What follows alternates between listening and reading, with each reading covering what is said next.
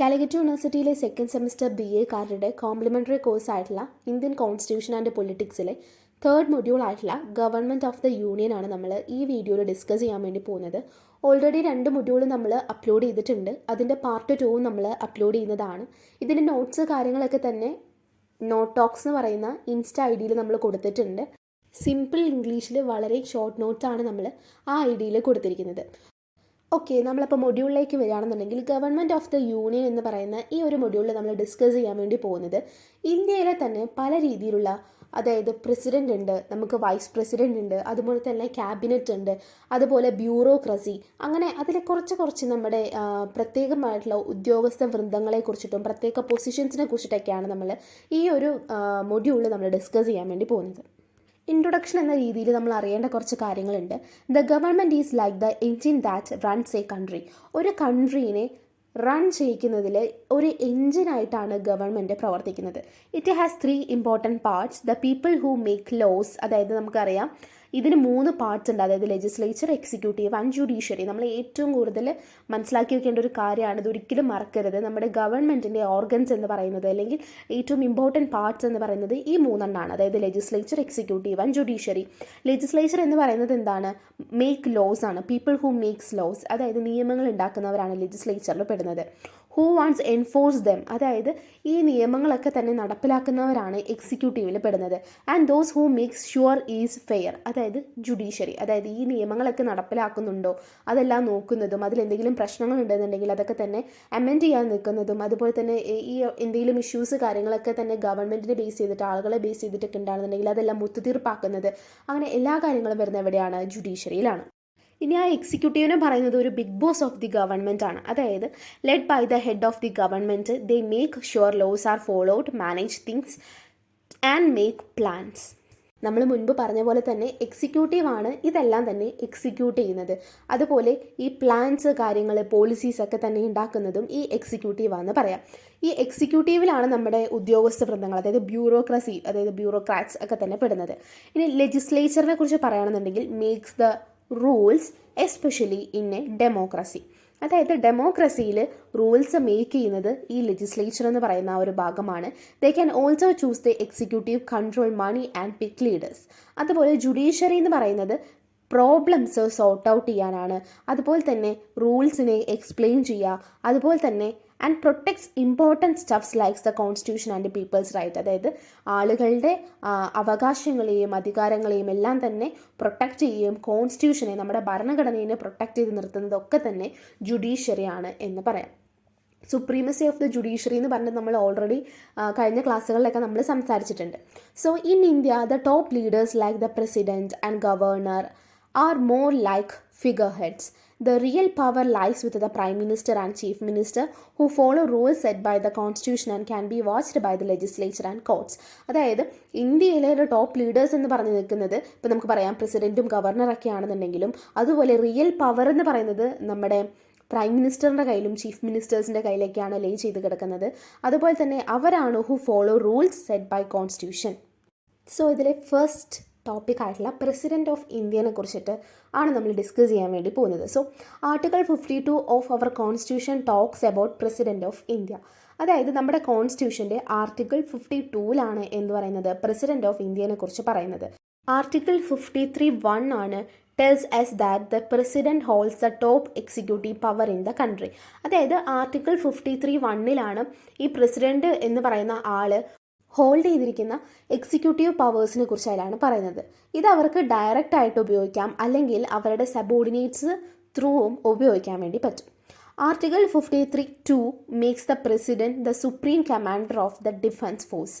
അതായത് ഇപ്പം നമ്മൾ പറഞ്ഞുകൊണ്ടിരിക്കുന്ന ഈ കോൺസ്റ്റിറ്റ്യൂഷൻ്റെ പല ആർട്ടിക്കിൾസിൽ പ്രസിഡൻറ്റ് ഓഫ് ഇന്ത്യനെ കുറിച്ച് പറഞ്ഞിരിക്കുന്ന കുറച്ച് കാര്യങ്ങളാണ്. ഇപ്പോൾ 52 പ്രസിഡൻറ്റ് ഓഫ് ഇന്ത്യനെ കുറിച്ച് പറഞ്ഞിരിക്കുന്നത്, 53(1) അയാളുടെ എക്സിക്യൂട്ടീവ് പവറിനെ കുറിച്ച് പറഞ്ഞിരിക്കുന്നത്, 53(2) പ്രസിഡൻറ്റിൻ്റെ സുപ്രീം കമാൻഡർ പവറിനെ, അതായത് ഡിഫൻസ് ഫോഴ്സിന് മേലുള്ള സുപ്രീം കമാൻഡർ പവറിനെ കുറിച്ച് പറയുന്നത്.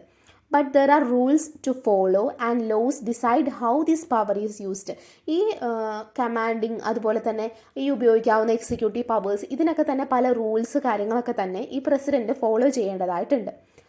Also, this article says that some functions can be given to the president and the parliament can give certain tasks to other instead of the president. ഈ പ്രസിഡന്റിന് എന്ന് പറയുന്നത് പല ഫങ്ഷൻസ് ഉണ്ട്. ആ ഫങ്ഷൻസ് ഒക്കെ തന്നെ ഈ ആർട്ടിക്കിളിലാണ് പറയുന്നത്. ഇനി എങ്ങനെയാണ് പ്രസിഡന്റ് ഓഫ് ഇന്ത്യനെ ഇലക്ട് ചെയ്യുന്നത്, എങ്ങനെയാണ് തിരഞ്ഞെടുക്കുന്നതെന്നാണ് പറയുന്നത്. അതിനൊരു സ്പെഷ്യൽ ഗ്രൂപ്പ് ഉണ്ട്, അതാണ് ഇലക്ടറൽ കോളേജ് എന്ന് പറയുന്നത്. അതായത് അവിടെ മെമ്പേഴ്സ് എന്ന് പറയുന്നത് പാർലമെന്റിലെയും സ്റ്റേറ്റ് അസംബ്ലീസിലെയും മെമ്പേഴ്സാണ്. പ്രപ്പോർഷണൽ റെപ്രസെൻറ്റേഷൻ അല്ലെങ്കിൽ സീക്രട്ട് ബാലറ്റ് സിസ്റ്റം ഉപയോഗിച്ചിട്ടാണ് പ്രസിഡന്റ് ഓഫ് ഇന്ത്യനെ ഇലക്ട് ചെയ്യുന്നത്. The value of each person's vote is based on the population of their state. It's calculated by dividing the population by the number of elected members, then multiplying by 1000. ഇപ്പോൾ നമ്മൾ പറഞ്ഞിട്ടുണ്ടായിരുന്നു ഒരു special group ഉണ്ട്, അതായത് പാർലമെൻറ്റിലെ അല്ലെങ്കിൽ state അസംബ്ലീസിലെ members എന്ന് പറയുന്നുണ്ട്. So അവരുടെ ഓരോരുത്തരുടെയും ഓരോ വോട്ട് എന്ന് പറയുന്നത് അവരുടെ സ്റ്റേറ്റിൻ്റെ പോപ്പുലേഷൻ വെച്ചിട്ടാണ്. It is calculated by dividing the population. ആ കാൽക്കുലേറ്റ് ചെയ്യുന്നത് എങ്ങനെയാണെന്ന് വെച്ച് കഴിഞ്ഞാൽ population divided by the number of elected members, അത് കഴിഞ്ഞിട്ട് ഇൻറ്റു 1000 ചെയ്ത് കഴിഞ്ഞ് കഴിഞ്ഞാലാണ് ഈ ഒരെണ്ണ രീതിയിൽ ആ ഒരു വാല്യൂ കിട്ടുന്നത്. ഇപ്പോൾ ആന്ധ്രാപ്രദേശിൽ അസംബ്ലി മെമ്പേഴ്സിൻ്റെ വോട്ട് എന്ന് പറയുന്നത് അതിൻ്റെ വേർത്ത് എന്ന് പറയുന്നത് 148 ആണ്. ബീഹാറിൽ എന്ന് പറയുമ്പോൾ 173 ആണ്. ജസ്റ്റ് ആ ഇക്വേഷൻ മാത്രം ഒന്ന് പഠിച്ചു വയ്ക്കുക. ഇനി പ്രസിഡന്റ് ഓഫ് ഇന്ത്യയുടെ സർവീസ് ടേം എന്ന് പറയുന്നത് അല്ലെങ്കിൽ എത്ര കാലാവധി ഉണ്ടെന്ന് ചോദിച്ചു കഴിഞ്ഞാൽ 5 years ആണ്. അതിനുശേഷം റീ ഇലക്ട് ചെയ്യാം, അതായത് വീണ്ടും അത് ഇലക്ഷനിലേക്ക് പോവാം. അതുപോലെ തന്നെ അവരുടെ ടേംസ് കഴിയുന്നതിന് മുമ്പ്, അവരുടെ കാലാവധി കഴിയുന്നതിന് മുമ്പ് അവർക്ക് റിസൈൻ ചെയ്യാം by addressing their resignation to the vice president. Vice പ്രസിഡന്റിന് റെസിഗ്നേഷൻ ലെറ്റർ കൊടുത്തുകൊണ്ട് അവർക്ക് എന്ത് ചെയ്യാൻ പറ്റും, റിസൈൻ ചെയ്യാൻ വേണ്ടിയിട്ടും പറ്റും. അതുപോലെ തന്നെ ഈ പ്രസിഡന്റിനെ നീക്കം ചെയ്യാറുണ്ട്. അതായത് കോൺസ്റ്റിറ്റ്യൂഷണൽ വയലേഷൻസിലൂടെ, അതായത് വയലേഷൻസ് നടത്തി കഴിഞ്ഞ് കഴിഞ്ഞാൽ ഒരു പ്രോസസ്സ് ഉണ്ട്, അതായത് ഇംപീച്ച്മെൻറ്റ് എന്ന് പറയുന്ന ആ ഒരു പ്രോസസ്സിലൂടെ എന്ത് ചെയ്യാണ്, പ്രസിഡന്റിനെ നീക്കം ചെയ്യാനും വേണ്ടി പറ്റും. അത് ആർട്ടിക്കിൾ 61(1) പറയുന്നത്. ഇനി ഒരു പ്രസിഡന്റ് ആവാനുള്ള എന്തൊക്കെ ക്വാളിഫിക്കേഷൻസ് ആണ് വേണ്ടതെന്ന് ആർട്ടിക്കിൾ 58 പറഞ്ഞിട്ടുള്ളത്. അതായത് അവരെന്തായിരിക്കണം, സിറ്റിസൺ ഓഫ് ഇന്ത്യ, ഇന്ത്യയിലെ ഒരു സിറ്റിസൺ ആയിരിക്കണം. അതുപോലെ തന്നെ 35 years ഓൾഡ് ആയിരിക്കണം അവരെന്ന് പറയുന്നത്. അതുപോലെ തന്നെ അവരെന്ന് പറയുന്നത് they should be eligible to be a member of parliament. Member of പാർലമെൻറ്റിന് എലിജിബിൾ ആയിരിക്കണം. അതുപോലെ they must not hold any position that earns the money from the government, whether it is central government or state government or any authority under their control. അതായത് അവരൊരു പ്രത്യേക positions, അതായത് ഗവൺമെൻറ്റിൽ നിന്നോ അല്ലെങ്കിൽ സെൻട്രൽ ഓർ സ്റ്റേറ്റ് ഗവൺമെൻറ്റിൽ നിന്നോ മണി earn ചെയ്യുന്ന രീതിയിലുള്ള ഒരു പ്രത്യേക പൊസിഷൻ കാര്യങ്ങളൊന്നും തന്നെ അവർ ഏൺ ചെയ്തിട്ടുണ്ടാവാൻ വേണ്ടി പാടില്ല. അപ്പോൾ ഇതൊക്കെയാണ് എന്ത് പറയുന്നത്, പ്രസിഡന്റ് ആവാനുള്ള ഒരു ക്വാളിഫിക്കേഷൻ എന്ന് പറയുന്നത്.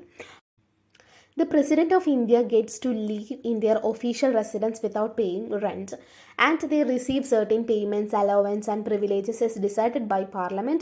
These benefits cannot be taken away while they are in office. അതായത് ഈ പ്രസിഡന്റിന് കിട്ടുന്ന കുറച്ച് കാര്യങ്ങൾ എന്തൊക്കെയാണ്, അതായത് അവർക്ക് ഇങ്ങനൊരു പ്രത്യേക പൊസിഷൻ നിൽക്കുന്നത് കൊണ്ട് തന്നെ ഗവൺമെൻറ് കൊടുക്കുന്ന കുറച്ച് കാര്യങ്ങൾ, അതായത് അവർക്കൊരു റെസിഡൻസ് ഉണ്ടാവും, അതുപോലെ തന്നെ അവർക്ക് കുറച്ച് അലോവൻസ് ഉണ്ടാവും, അതുപോലെ പ്രിവിലേജസ് ഉണ്ടാവും, അങ്ങനെയൊക്കെ കുറച്ച് കാര്യങ്ങളാണ് അതിൽ പറയുന്നത്. If there is A serious problem where the president breaks the rules, there are way to remove them from office called impeachment. അതായത് നമ്മൾ മുൻപ് പറഞ്ഞിട്ടുണ്ടായിരുന്നു എങ്ങനെയാണ് ഒരു പ്രസിഡന്റിനെ റിമൂവ് ചെയ്യുന്നതെന്ന്. അപ്പോൾ ഇംപീച്ച്മെൻറ്റ് എന്ന് പറയുന്ന ആ ഒരു പ്രോസസ്സിലൂടെയാണ് ഇപ്പോൾ കോൺസ്റ്റിറ്റ്യൂഷണൽ വയലേഷൻ പോലുള്ള വലിയ തരത്തിലുള്ള റൂൾസ് ബ്രേക്കിംഗ് ഒക്കെ ഉണ്ടായിക്കഴിഞ്ഞാൽ ചെയ്യുന്നത്. It starts with one of the two houses of parliament making a charge against the president. അതായത് ഈ ഇംപീച്ച്മെൻറ്റ് എന്ന് പറയുന്ന ആ ഒരു പ്രോസസ്സ് ഉണ്ടാവുന്നത് തന്നെ ഈ 2 ഹൗസസിൽ, അതായത് നമുക്കുള്ള 2 ഹൗസസിൽ നിന്ന് എന്തെങ്കിലും ഒരു ചാർജ് എന്ത് ചെയ്യാണ്, എഗെയിൻസ്റ്റ് ദ പ്രസിഡന്റ് വരികയാണ്. To do this, at least 1/4 of the members who want to bring the charge must given written notice at least 14 days before. അതായത് 14 ദിവസത്തിന് മുൻപെങ്കിലും ഈ ഒരു കാര്യം അവർക്ക് റിട്ടേൺ നോട്ടീസ് ആയിട്ട് കൊടുത്തിട്ടുണ്ടാവണം. Then the charge needs to be approved by the big majority, 2/3 of all members. അതായത് ഏറ്റവും വലിയ മെജോറിറ്റി ആയിട്ടുള്ള 2/3 രീതിയിൽ അതൊക്കെ തന്നെ സാങ്ഷൻ ആവുകയാണെന്നുണ്ടെങ്കിൽ, അല്ലെങ്കിൽ അവരൊക്കെ തന്നെ അതിന് സപ്പോർട്ട് ചെയ്യുകയാണെന്നുണ്ടെങ്കിൽ മാത്രമാണ് നമുക്ക് എന്ത് ചെയ്യാൻ പറ്റുള്ളൂ, പ്രസിഡന്റിനെ ഇംപീച്ച്മെൻറ്റ് എന്നുള്ള പ്രോസസ്സിലൂടെ തന്നെ നമുക്ക് മാറ്റാൻ വേണ്ടി പറ്റുള്ളൂ. The other house of parliament also gets involved and looks into the charge. During this time, the president can defend themselves. If after the investigation a big majority of that house also says the charge is true again, that 2/3 of all the members, then the president is removed from office starting from the day the decision is made. അതായത് കാര്യം സിമ്പിളാണ്. അതായത് നമുക്ക് 2 houses ഉണ്ട്. അതിലൊരു house ഇപ്പോൾ charge ചെയ്യുകയാണ്, പ്രസിഡന്റിനെതിരെ charge ചെയ്യുകയാണെന്നുണ്ടെങ്കിൽ അനദർ ഹൗസും കൂടി ഇതിൽ വ്യക്തമായിട്ടുള്ളൊരു തീരുമാനം എടുക്കും. ഇപ്പോൾ പ്രസിഡന്റിന് അതിനെ എതിരായിട്ട് ഡിഫെൻഡ് ചെയ്യാൻ വേണ്ടി പറ്റും. അതായത് അദ്ദേഹത്തിൻ്റെതായിട്ടുള്ള രീതിയിൽ ഡിഫെൻഡ് ചെയ്യാൻ വേണ്ടി പറ്റും. ഇതിൽ ഇൻവെസ്റ്റിഗേഷൻ കാര്യങ്ങളൊക്കെ കൊണ്ടുവരും. എന്നിട്ടും ഒരു മെജോറിറ്റിയോട് കൂടിയിട്ട് വീണ്ടും ഇത് തന്നെ ചാർജ് ചെയ്യുകയാണെന്നുണ്ടെങ്കിൽ, ആ ചാർജ് ചെയ്തത് ട്രൂ ആണെന്നുണ്ടെങ്കിൽ എന്ത് ചെയ്യണം, 2/3 ആ ഒരു മെജോറിറ്റിയോട് കൂടിയിട്ട് തന്നെ പ്രസിഡന്റിനെ റിമൂവ് ചെയ്യാണ് എന്നാണ് പറയുന്നത്. ഇനി നോക്കുന്നത് പ്രസിഡന്റ് പ്രധാനപ്പെട്ട ഫങ്ഷൻസ് എന്തൊക്കെയാണെന്നാണ്. ഇപ്പം നമ്മൾ മുൻപ് പറഞ്ഞ ഇംപീച്ച്മെൻ്റ് ഒക്കെ ഒരു 2 മാർക്ക് ക്വസ്റ്റിനൊക്കെ ചോദിക്കാൻ ചാൻസ് ഉള്ളതാണ്. ഈ ഒരു പ്രസിഡന്റിനെ കുറിച്ചുള്ളത് പറയുന്നത് essay ക്വസ്റ്റൻ ആയിരിക്കും. സോ അദ്ദേഹത്തിൻ്റെ ഫങ്ഷൻസിനെ കുറിച്ച് പറയുകയാണെങ്കിൽ ലീഡർ ഓഫ് ദി കൺട്രി, അതാണ് പ്രസിഡന്റ് എന്ന് പറയുന്നത്. ഇന്ത്യയുടെ ലീഡർ എന്ന രീതിയിലാണ് നിലനിൽക്കുന്നത്. അതുപോലെ making laws, they help make laws by approving them. അതായത് ഒരു ലോ ഉണ്ടായി വരണമെന്നുണ്ടെങ്കിൽ, അത് അപ്രൂവ് ചെയ്ത് കിട്ടണമെന്നുണ്ടെങ്കിൽ അത് പ്രസിഡന്റിൻ്റെ കയ്യിൽ നിന്നാണ് അപ്രൂവ് ചെയ്ത് കിട്ടുന്നത്. അതുപോലെ calling four elections, the president can say when it's time for elections. അതായത് ഒരു ഇലക്ഷൻ്റെ സമയത്ത് ഇലക്ഷൻ വരികയാണ്, അല്ലെങ്കിൽ ഇലക്ഷന് വേണ്ടിയിട്ട് മറ്റുള്ളവരെ ക്ഷണിക്കുന്നതൊക്കെ തന്നെ പ്രസിഡന്റ് ആണ്. സൈൻസ് ബിൽസ്, അതായത് when parliament passes a law the president signs it for it to become official. അതായത് അവരുടെ ഡിസ്കഷൻസും കാര്യങ്ങളൊക്കെ കൊണ്ടുവന്നിട്ട് പാർലമെൻറ്റ് ഒരു ലോ പാസ്സാക്കുകയാണെന്നുണ്ടെങ്കിൽ ആ ഒരു ബില്ല് പ്രസിഡൻറ്റിൻ്റെ സൈനോട് കൂടിയിട്ട് മാത്രമാണ് ഒഫീഷ്യലായിട്ട് മാറുള്ളൂ. അതുവരെയും ആ ഒരു ലോ എന്ത് ചെയ്യുന്നുണ്ടാവില്ല, പുറത്തേക്ക് വരുന്നുണ്ടാവില്ല എന്നാണ് പറയുന്നത്. എമർജൻസി പവേഴ്സ്, അതായത് during tough times the president can make important decisions to keep things under control. അതായത് ഇപ്പോൾ എന്തെങ്കിലും ഒരു ഇഷ്യൂസ്, എന്തെങ്കിലും ഒരു സിറ്റുവേഷൻ ഇന്ത്യയെ അല്ലെങ്കിൽ മറ്റ് സ്റ്റേറ്റ്സിനെയൊക്കെ സംബന്ധിച്ച് വരികയാണെന്നുണ്ടെങ്കിൽ പ്രസിഡന്റ് ഓഫ് ഇന്ത്യക്ക് അതിനകത്ത് ഏറ്റവും ഇമ്പോർട്ടൻ്റ് ആയിട്ടുള്ള അല്ലെങ്കിൽ ക്രൂഷ്യൽ ആയിട്ടുള്ള ഡിസിഷൻസ് എടുക്കാൻ വേണ്ടിയിട്ട് അധികാരമുണ്ട്.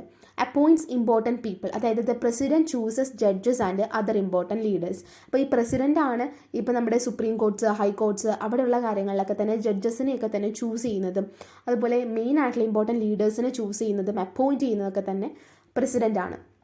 Defence the constitution, they promise to protect and follow the rules in the Indian constitution. ഇത് നമ്മൾ മുമ്പ് പറഞ്ഞ പോലെ തന്നെയാണ്. പ്രസിഡന്റ് എന്ന് പറയുന്നത് ഇന്ത്യൻ കോൺസ്റ്റിറ്റ്യൂഷനെ പ്രൊട്ടക്റ്റ് ചെയ്യും, അതുപോലെ തന്നെ ഫോളോ ചെയ്യും, ആ റൂൾസ് കാര്യങ്ങളൊക്കെ ഫോളോ ചെയ്യണം. Commander of the military, the president is likes the boss of the army and other armed forces. അതായത് ആംഡ് ഫോഴ്സസ്, മിലിറ്ററി എല്ലാത്തിൻ്റെയും തന്നെ കമാൻഡറായിട്ട് നിൽക്കുന്നത്, അതായത് മെയിൻ ആയിട്ടുള്ള അവരുടെ ഡിസിഷൻസ് കാര്യങ്ങളൊക്കെ തന്നെ എടുക്കാൻ വേണ്ടിയിട്ട് നിൽക്കുന്നതും പ്രസിഡന്റ് ആണ്. ഹെൽപ്സ് റൺസ് ദ ഗവൺമെൻറ്, അതായത് they appoint prime minister and other leaders. Prime മിനിസ്റ്ററിനെയും അതർ ലീഡേഴ്സിനെയൊക്കെ തന്നെ അപ്പോയിൻറ്റ് ചെയ്യുന്നതും പ്രസിഡന്റ് ആണ്. ഗവൺമെൻറ്റിനെ നല്ല രീതിയിൽ റൺ ചെയ്ത് കൊണ്ടുവരാൻ വേണ്ടിയിട്ട് ഹെൽപ്പ് ചെയ്യുന്നതും പ്രസിഡന്റ് ആണ്. Helps parliament, the president calls four A meetings and ends them in parliament. ഇതൊക്കെയാണ് പ്രസിഡൻറ്റിൻ്റെ ഫങ്ഷൻസ് എന്ന് പറയുന്നത്. അപ്പോൾ നമ്മൾ എങ്ങനെയാണ് ഒരു പ്രസിഡൻറ്റിനെ കുറിച്ച് ഏതൊക്കെ കോൺസ്റ്റിറ്റ്യൂഷൻ്റെ ഏതൊക്കെ ആർട്ടിക്കിൾസിൽ പറഞ്ഞിട്ടുണ്ടെന്ന് പറഞ്ഞു, അവരുടെ ഡ്യൂട്ടീസിൻ്റെ കാര്യം പറഞ്ഞു, ടേംസിൻ്റെ കാര്യം പറഞ്ഞു, ഇംപീച്ച്മെൻറ്റ് പ്രോസസ്സിനെ കുറിച്ചിട്ട് പറഞ്ഞു. അങ്ങനെ ഏകദേശം ഒക്കെ തന്നെ ഒരു പ്രസിഡൻറ്റിനെ കുറിച്ച കാര്യങ്ങളൊക്കെ തന്നെ നമ്മളിതിൽ പറഞ്ഞിട്ടുണ്ട്.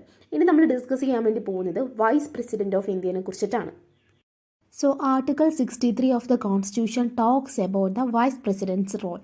വൈസ് പ്രസിഡൻ്റ് റോള് ആർട്ടിക്കിൾ 63യിലാണ്, കോൺസ്റ്റിറ്റ്യൂഷൻ്റെ ആർട്ടിക്കിൾ 63യിലാണ് പറയുന്നത്.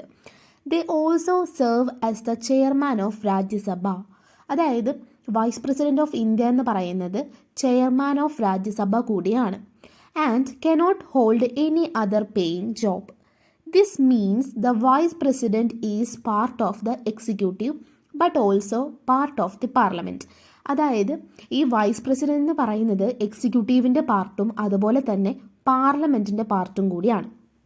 ഇനി ഈ വൈസ് പ്രസിഡന്റ് ആവാനുള്ള എന്തൊക്കെ ക്വാളിഫിക്കേഷൻസ് വേണം നോക്കാം. അതായത് നമ്മൾ പ്രസിഡന്റ് ആവാനുള്ള ക്വാളിഫിക്കേഷൻസ് ഓൾറെഡി പറഞ്ഞിട്ടുണ്ടായിരുന്നു. സോ വൈസ് പ്രസിഡന്റ് ആവാനുള്ള ഫസ്റ്റ് ക്വാളിഫിക്കേഷൻ എന്ന് പറയുന്നത് ബി ആൻ ഇന്ത്യൻ സിറ്റിസൺ, അതുപോലെ 35 ഇയേഴ്സ് ഓൾഡ് ആയിരിക്കണം, അതുപോലെ have the qualification to be member of the Rajya Sabha, അതായത് അപ്പർ ഹൗസ് ഓഫ് ദ പാർലമെൻറ്റിനുള്ള ക്വാളിഫിക്കേഷൻസ് ഒക്കെ ഉണ്ടായിരിക്കണം. Not have a job that pays you in the central or state government, അതായത് central അല്ലെങ്കിൽ state ഗവൺമെൻറ്റിൻ്റെ ജോബ് ഉണ്ടായിരിക്കാൻ വേണ്ടി പാടില്ല. Not be a member of parliament or any state legislature. If you are you need to quit before becoming vice president. അതായത് ഇപ്പോൾ പാർലമെൻറ്റിൻ്റെ മെമ്പറോ അല്ലെങ്കിൽ state ലെജിസ്ലേച്ചറിൻ്റെ മെമ്പറോ ഒക്കെ ആണെന്നുണ്ടെങ്കിൽ അങ്ങനെ ഒരു സ്ഥാനം ഒഴിവാക്കിയിട്ട് അതിൽ നിന്ന് ക്വിറ്റ് ചെയ്തിട്ട് വേണം വൈസ് പ്രസിഡൻറ്റിൻ്റെ സ്ഥാനത്തേക്ക് വരാൻ വേണ്ടിയിട്ട്. The vice president is elected by a special group made by a members from both the house of parliament. അതായത് നമ്മൾ പറഞ്ഞു പ്രസിഡന്റ് ഓഫ് ഇന്ത്യനെ എങ്ങനെ സെലക്ട് ചെയ്യുന്നു, അതുപോലെ തന്നെ വൈസ് പ്രസിഡന്റിനെ ഇലക്ട് ചെയ്യുന്നത് ബോത്ത് ഹൗസസ് ഓഫ് പാർലമെൻറ്റിലെ മെമ്പേഴ്സ് കൂടിയിട്ടാണ്. They use a method called proportional representation by means of single transferable vote, അതായത് സീക്രട്ട് വോട്ട് എന്ന് പറയാം. പ്രപ്പോർഷണൽ റെപ്രസെൻറ്റേഷൻ ഉപയോഗിച്ചിട്ടാണ് ഈ വൈസ് പ്രസിഡന്റിനെയും കണ്ടുപിടിക്കുന്നത്. അതുപോലെ the vice president's term is 5 years. നമ്മൾ മുമ്പ് പറഞ്ഞിട്ടുണ്ടായിരുന്നു പ്രസിഡന്റിൻ്റെ ടേമും എത്രയാണ്, 5 years ആണ്. അതുപോലെ തന്നെ and they can be re elected or resign before their term is up.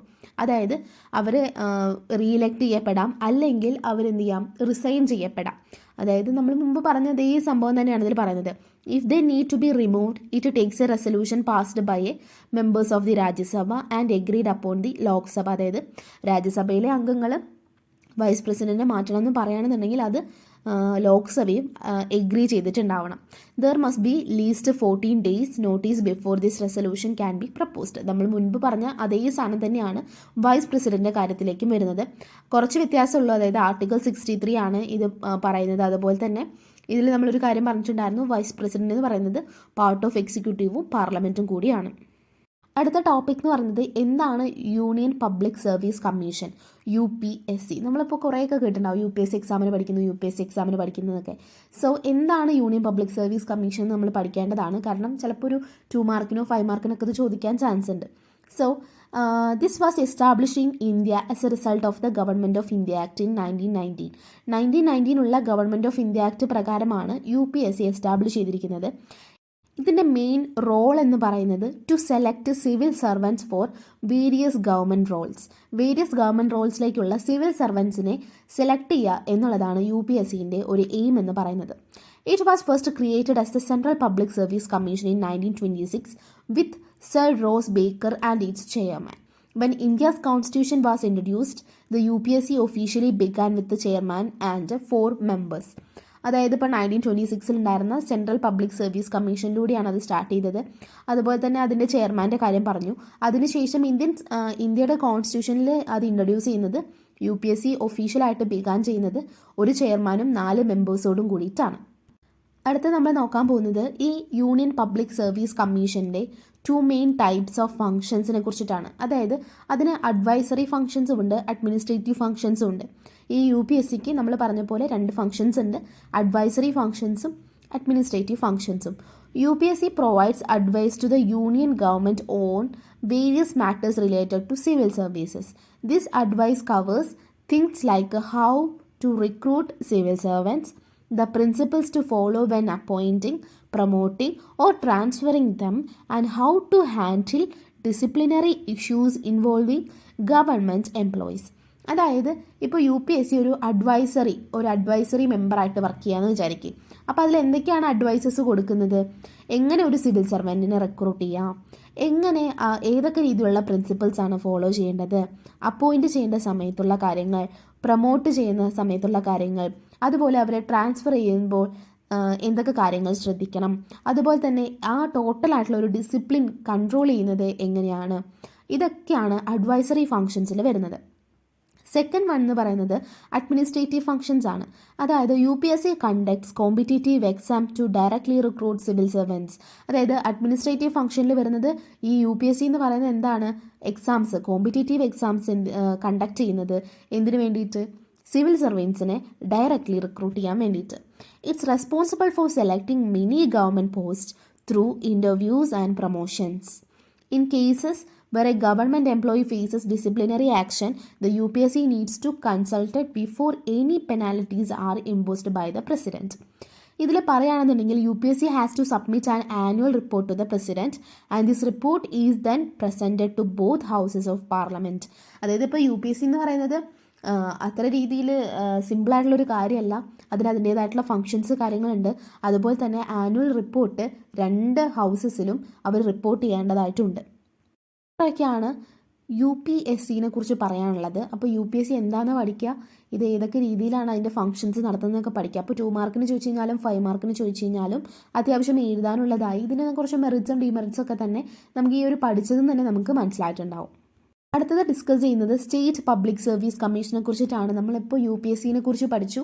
ഇനി നമ്മൾ സ്റ്റേറ്റ് പബ്ലിക് സർവീസ് കമ്മീഷനെ കുറിച്ചിട്ടാണ് പറയുന്നത്. The constitution of India under article 315 establish a public service commission for each state. Article 315 എല്ലാ സ്റ്റേറ്റിനും ഒരു public service commission establish ചെയ്തത്. However if 2 or more states agree, they can have a single public service commission for their group of states. ഇപ്പോൾ സ്റ്റേറ്റ്സുകൾ അംഗീകരിക്കുകയാണെന്നുണ്ടെങ്കിൽ ഇപ്പോൾ 2 or more സ്റ്റേറ്റ്സിന് ഒരു public service commission എന്നുള്ള രീതിയിലും നിലനിൽക്കാം. To do this, the state legislature of those states must pass a resolution and then Parliament can make a law to create a joint public service commission to serve the needs of those states. അതായത് ഇതിപ്പോൾ വളരെ സിമ്പിളായിട്ട് ഒരു ഉടമ്പടി പോലെ പറയാൻ പറ്റില്ല. അതായത് നമ്മൾ ഈ 3 സ്റ്റേറ്റ്സിനും ഒരു പബ്ലിക് സർവീസ് കമ്മീഷൻ ആണെന്ന് നമുക്ക് പറയാൻ വേണ്ടി പറ്റില്ല. അതിൻ്റേതായിട്ടുള്ള ലോസ് കാര്യങ്ങളൊക്കെ തന്നെയുണ്ട്, അതിനൊരു റെസൊല്യൂഷൻ കാര്യങ്ങളൊക്കെ തന്നെയുണ്ട്. ഇതൊക്കെ ക്രിയേറ്റ് ചെയ്തിട്ട് വേണം ഒരു ജോയിൻറ്റ് സ്റ്റേറ്റ് പബ്ലിക് സർവീസ് കമ്മീഷനായിട്ട് മാറ്റാൻ വേണ്ടിയിട്ട്. The chairman and members of such a joint commission are appointed by the president. അപ്പോൾ ഇത് പ്രസിഡൻ്റാണ് ഈ ഒരു ജോയിൻറ്റ് പബ്ലിക് സർവീസ് കമ്മീഷൻ്റെയൊക്കെ തന്നെ ചെയർമാനെ അപ്പോയിൻറ്റ് ചെയ്യുന്നത്. ഇനി നോക്കുന്നത് ഈ സ്റ്റേറ്റ് പബ്ലിക് സർവീസ് കമ്മീഷന് കുറച്ച് ഇമ്പോർട്ടൻറ്റ് പവേഴ്സ് ആൻഡ് ഫങ്ഷൻസ് ഉണ്ട്. ഒന്നാമത്തേന്ന് പറയുന്നത് റിക്രൂട്ട്മെൻറ്റ് ആണ്. രണ്ടാമത്തേത് പ്രൊമോഷൻസ് ആൻഡ് ട്രാൻസ്ഫേഴ്സ് ആണ്. മൂന്നാമത്തേത് ഡിസിപ്ലിനറി കേസസ് ആണ്. അതിൽ റിക്രൂട്ട്മെൻറ്റിൽ പറയുന്നത് എന്താണെന്ന് വെച്ച് കഴിഞ്ഞാൽ they are responsible for recruiting employees for a state government. This includes appointing people directly to high ranking positions in class and class 2 services. അതായത് ഇപ്പോൾ നമ്മൾ പറഞ്ഞ പോലെ എംപ്ലോയീസിനെയൊക്കെ സ്റ്റേറ്റ് ഗവൺമെൻറ്റിലേക്ക് റിക്രൂട്ട് ചെയ്യുക എന്നുള്ളതാണ് ഇതിൻ്റെ സ്റ്റേറ്റ് പബ്ലിക് സർവീസ് കമ്മീഷൻ്റെ ഫസ്റ്റത്തെ ഒരു ഫങ്ഷൻ എന്ന് പറയുന്നത്. പ്രൊമോഷൻ ആൻഡ് ട്രാൻസ്ഫേഴ്സിൽ പറയുന്നത് SPSC, അതായത് നമ്മളിപ്പോൾ UPSC എന്ന് പറഞ്ഞില്ലേ, അതുപോലെ തന്നെ SPSC recommendations are essential for promotions and transfer in certain services or post within the state. അതായത് ഇതിലൊരു റെക്കമെൻഡേഷൻസിൻ്റെ ആവശ്യമുണ്ട്, അതുപോലെ ഇത് അതിനുള്ള ഹെൽപ്പ് ചെയ്യുന്ന ഒന്നായിട്ട് മാറുന്നു എന്നാണ് ഇതിൽ പറയുന്നത്. ഡിസിപ്ലിനറി കേസസിൽ പറയുകയാണെന്നുണ്ടെങ്കിൽ they are involved in disciplinary matters. Any disciplinary actions taken by the state government is done in the consultation of the SPSC. അതായത് ഇപ്പോൾ സ്റ്റേറ്റ് ഗവൺമെൻറ് എന്തെങ്കിലും ഒരു ഡിസിപ്ലിനറി ആക്ഷൻ എടുക്കുകയാണെന്നുണ്ടെങ്കിൽ അത് SPSC കൺസൾട്ട് ചെയ്തതിന് ശേഷം മാത്രമാണ് അങ്ങനെ ഒരു കാര്യം ഉണ്ടാവുന്നുള്ളൂ എന്ന് പറയുന്നുണ്ട്.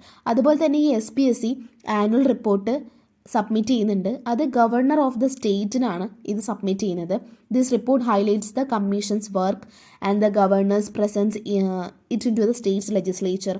അതുപോലെ SPCs ആർ കോൺസ്റ്റിറ്റ്യൂഷണൽ ബോഡീസ് ആണ്, meaning their roles, responsibilities and independent functioning are guaranteed and defined by the Indian Constitution. അതുപോലെ ഈ ഒരു SPSC എന്ന് പറയുന്നത് under the control of the ലെജിസ്ലേച്ചറും എക്സിക്യൂട്ടീവ് ബ്രാഞ്ചുമാണ്. സോ ഇതൊക്കെയാണ് സ്റ്റേറ്റ് പബ്ലിക് സർവീസ് കമ്മീഷനെ കുറിച്ച് പറയാനുള്ളത്. ഒന്ന് റിക്രൂട്ട്മെൻറ്റിനെ ഹെൽപ്പ് ചെയ്യുന്നു, പ്രൊമോഷൻസിനും ട്രാൻസ്ഫേഴ്സിനും ഹെൽപ്പ് ചെയ്യുന്നു, ഡിസിപ്ലിനറി ആക്ഷൻസ് എടുക്കാൻ വേണ്ടി ഹെൽപ്പ് ചെയ്യുന്നു. അതുപോലെ ആനുവൽ റിപ്പോർട്ട് സബ്മിറ്റ് ചെയ്യുന്നുണ്ട്. അത് റിപ്പോർട്ട് സബ്മിറ്റ് ചെയ്യുന്നത് ഗവർണർ ഓഫ് ദി സ്റ്റേറ്റ്സിനാണ്. അതുപോലെ തന്നെ ഇതിൽ ഒരു കോൺസ്റ്റിറ്റ്യൂഷണൽ ബോഡി എന്ന നിലയിലാണ് ഇത് നിൽക്കുന്നത്. അതുകൊണ്ട് തന്നെ അതിൻ്റേതായിട്ടുള്ള റോളുണ്ട്, റെസ്പോൺസിബിലിറ്റി ഉണ്ട്, അതുപോലെ ഇൻഡിപെൻഡൻറ്റ് ഫങ്ഷനിങ്ങുമാണ്. പിന്നെ അതുപോലെ പറയുകയാണെന്നുണ്ടെങ്കിൽ ഇത് ലെജിസ്ലേച്ചറിൻ്റെയും എക്സിക്യൂട്ടീവിൻ്റെയും കൺട്രോളിലാണ്. അപ്പോൾ ഇത്രയും കാര്യങ്ങൾ മനസ്സിലായി എന്ന് വിചാരിക്കുന്നു. ഇനിയും കുറച്ചുകൂടി കാര്യങ്ങൾ, ഇപ്പോൾ ബ്യൂറോക്രസി പോലുള്ള കുറച്ചുകൂടി കാര്യങ്ങൾ നമുക്ക് ഈ ഒരു ചാപ്റ്ററിൽ ഡിസ്കസ് ചെയ്യാനുണ്ട്. സോ ഇതിൽ അത്യാവശ്യം ലെങ്ത് ആയിട്ടുണ്ട് ഈ വീഡിയോയ്ക്ക്. അതുകൊണ്ട് തന്നെ നമുക്കത് പാർട്ട് 2 എന്നുള്ള രീതിയിൽ ചെയ്യാം. നോട്ട്സ് കാര്യങ്ങളൊക്കെ തന്നെ പ്രിപ്പയർ ചെയ്ത് വെക്കുക, നന്നായിട്ട് പഠിക്കുക.